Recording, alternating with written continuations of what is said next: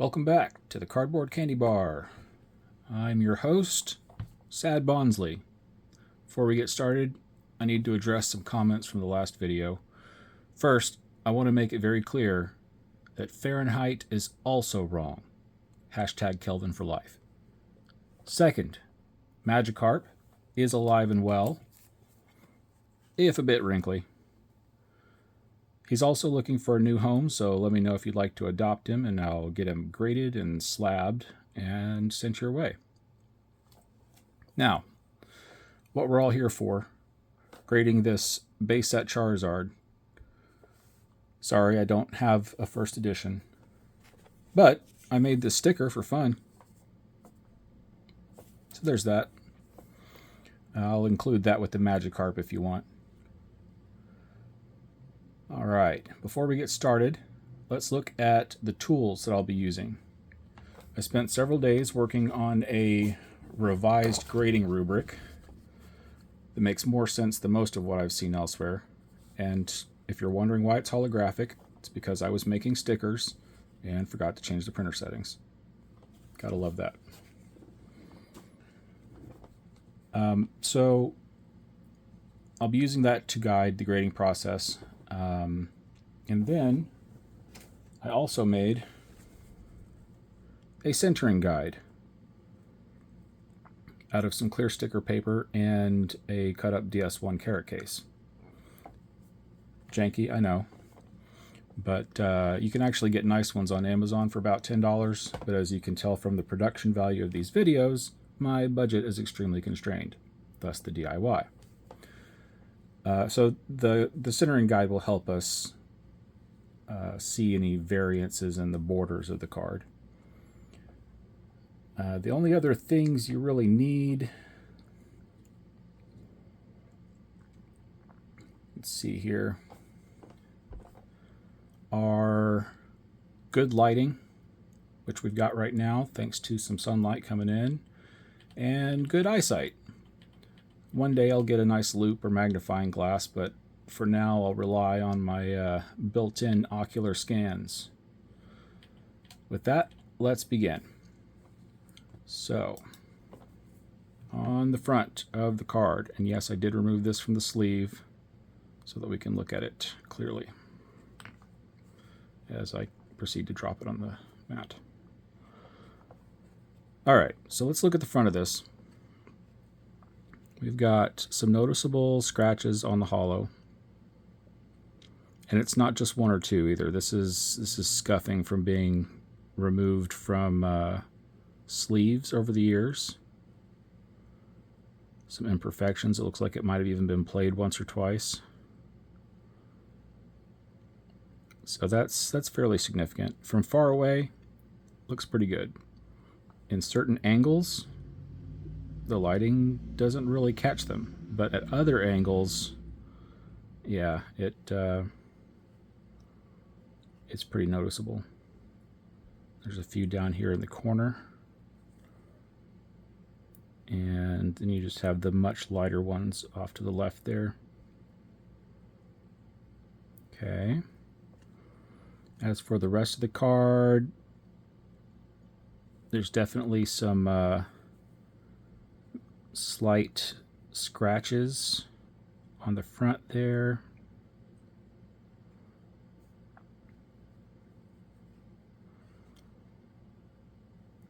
And it looks like maybe a spot at the top and a few nicks on the front of the edges. And as that does count as the surface of the card, that will go against the overall grade.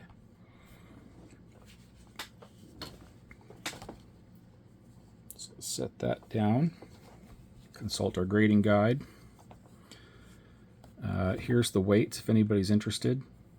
And this is a work in progress, so this will change as we go forward.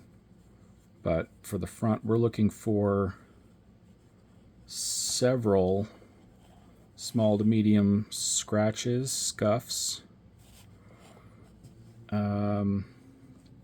At most or all angles appears lightly played. So I'm going to go with between 7.5 and 8.4. It's not quite as bad as this category here. The viewing experience is not degraded considerably. So we're going to say it's got quite a lot of minor scratches, so I'm going to give it a, let's say like a 7.6 on the surface area. I'm taking note of this here. Okay, then let's continue on to the backside.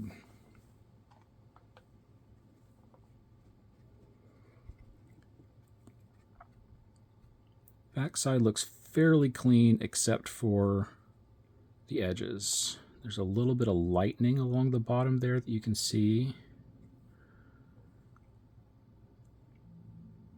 And we're not, that might be a scratch along the center.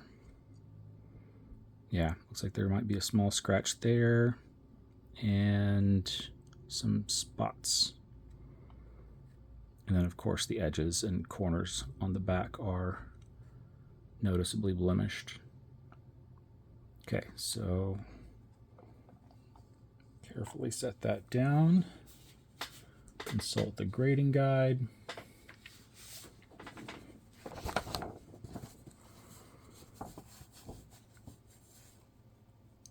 So we're going to go with, the back really should use the same descriptions as the front. But like I said, I'm working on this guide. So we'll go back to the descriptions on the front. And I think this one would be more along the lines of a 6.5 to 7.4. They do degrade the viewing experience a little bit. And we've got several noticeable scuffs, minor surface wear, and no creases. I don't think this is considered excessive, so I'm going to go with right in the middle of this category. We'll give it maybe a,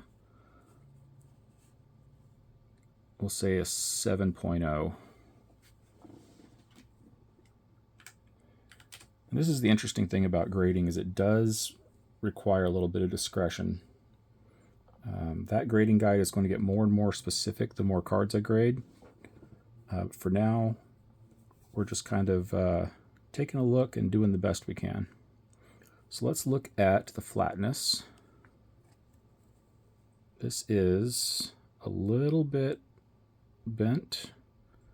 You can see there's some slight warping a little bit. Make sure I'm handling that properly. Yeah, there's a little tiny bit of bending.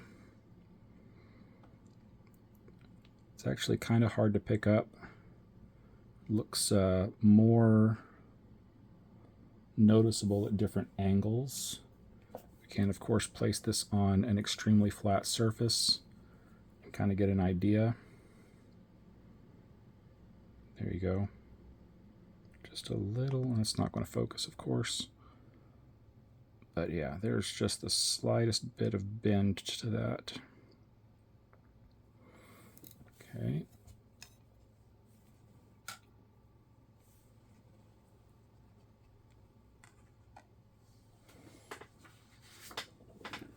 So according to the rubric, flatness, perfectly flat would be a 10, 8.5 to 9.9 is a minor wave, almost imperceptible. This would be noticeable, but on the higher end, so we'll give that an 8.4. Okay, and then we'll move on to the edges.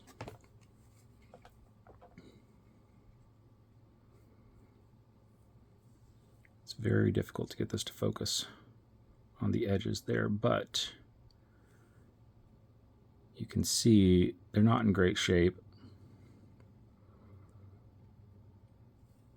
In addition to the surface wear and scuffing, the edges are imperfect.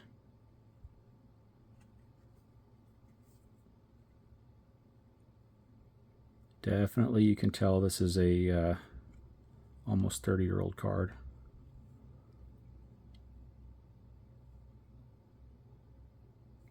All right.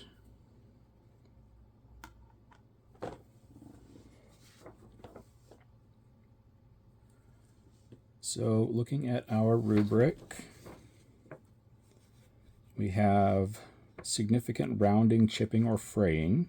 Noticeable wear, I think, is the category we want to be in, and that's 6.0 to 7.4. It's not terrible. All things considered, I'd say this is probably closer to a 7.4, so we'll give it a 7.3.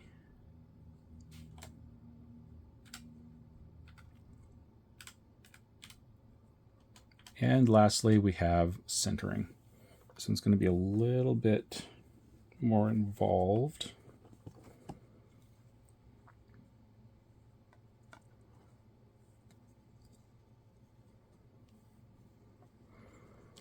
The key here, and in fact, let me put this in a sleeve before we get too into that.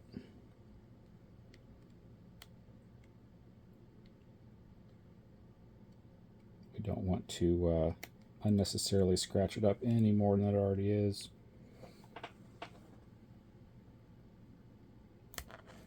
Okay.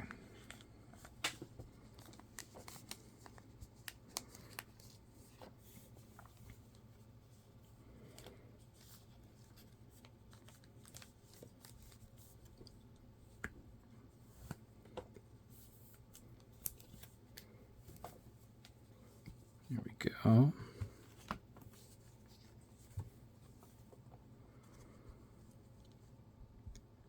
The key here is going to be to line up. If you see in this corner how those lines are right along the edges of the card. And if we try to do the same on the bottom there, looks like, yeah, if you follow this second line in here all the way,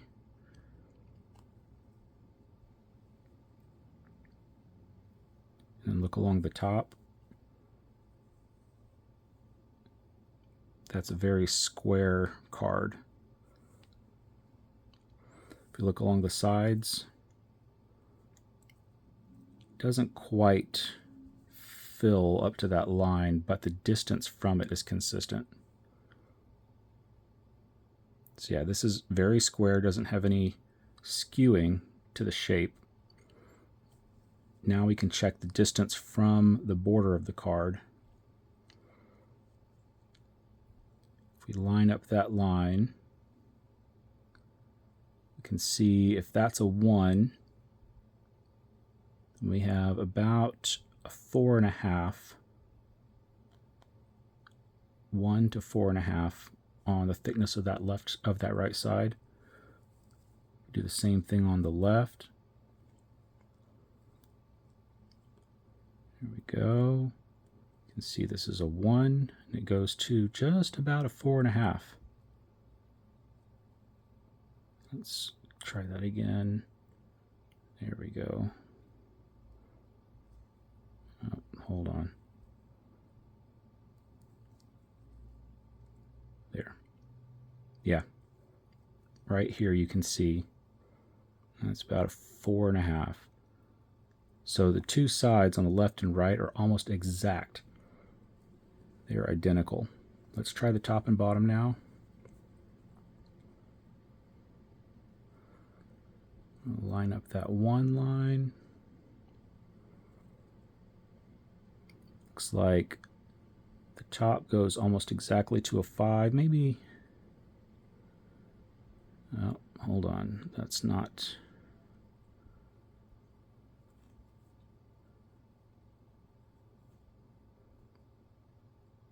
There we go. There we go. Okay, so you can see, yeah, that if you look at the 5 line, it actually goes a little off center on the right there. So the red area is a little bit higher than it should be. So it's not quite perfect, but we'll keep in mind 1 to 5 there. And then on the bottom, line up to the 1. And we're actually not quite to the 5. So the bottom is actually shorter than the top by 1/4 of a point there. Or maybe less than 1/4. But very, very close. The only interesting part really is up here, where this red portion is a little bit thicker than it should be. Okay, so now that we're done molesting the card, and normally this would be done on a flat surface, but for the video purposes, we'll show you there. Go to the grading rubric. We got centering. 10 would be perfectly centering with indistinguishable from a perfectly centered card. 8.5 to 9.9 would be very minor deviations, which I think is where we're at here. So I'm going to go a little bit above the middle, give that a 9.1. It's definitely not perfect, but it is darn close.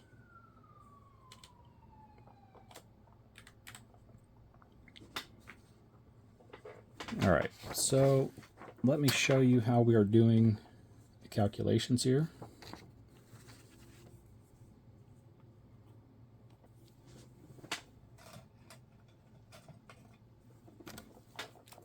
We're going to take the weights from earlier. Got front is 27, so we got 0.27, 0.22 for edges, 0.20 for back, 0.17 for centering, 0.14 for flatness, and then we're just going to multiply those by the scores we gave earlier. So front is 7.6. The edges were 7.3. The back got a 7.0. Centering, we just gave a 9.1. And flatness got an 8.4.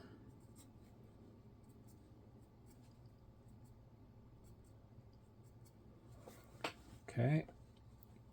Do a little bit of math here.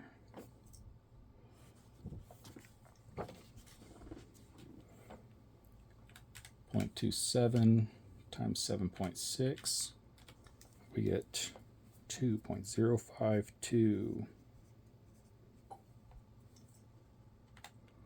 We have 0.22 times 7.3, 1606. 0.2 times 7,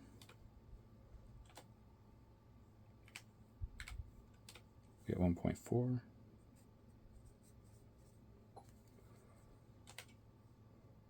0.17 times 9.1, get 1.547.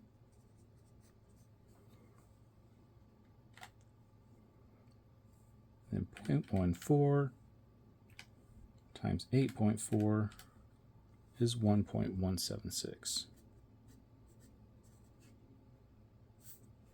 Total, we have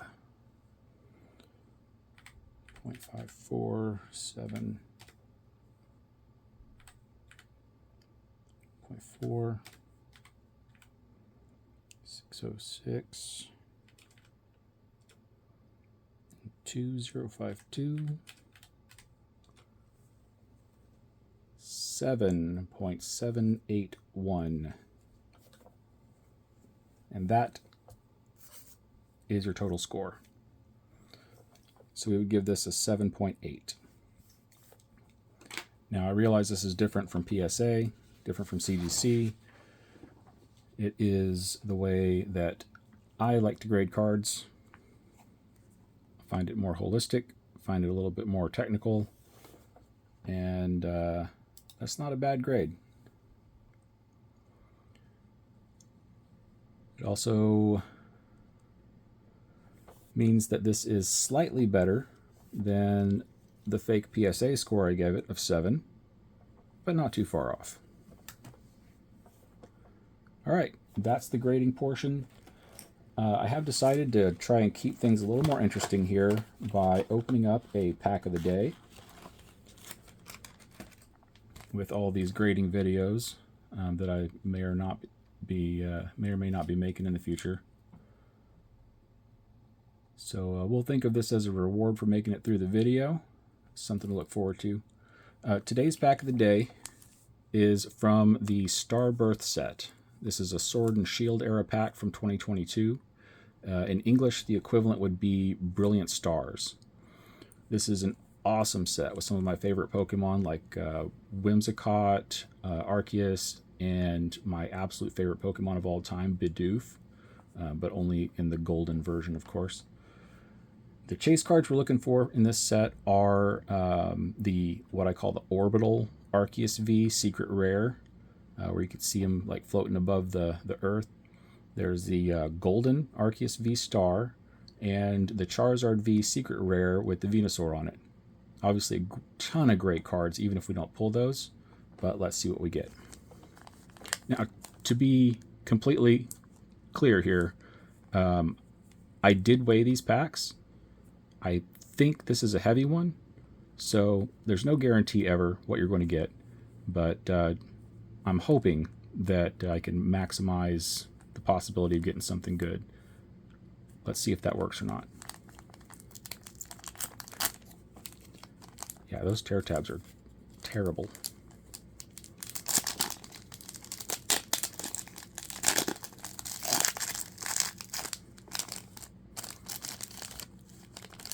Gotta love these brutal pack openings. It's way more entertaining than just getting a clean rip.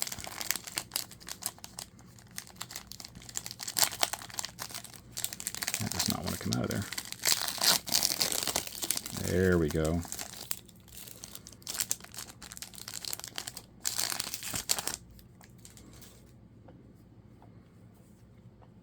Okay, I'm going to start things off. No pack trick that I'm aware of, so we'll just go and see what we get.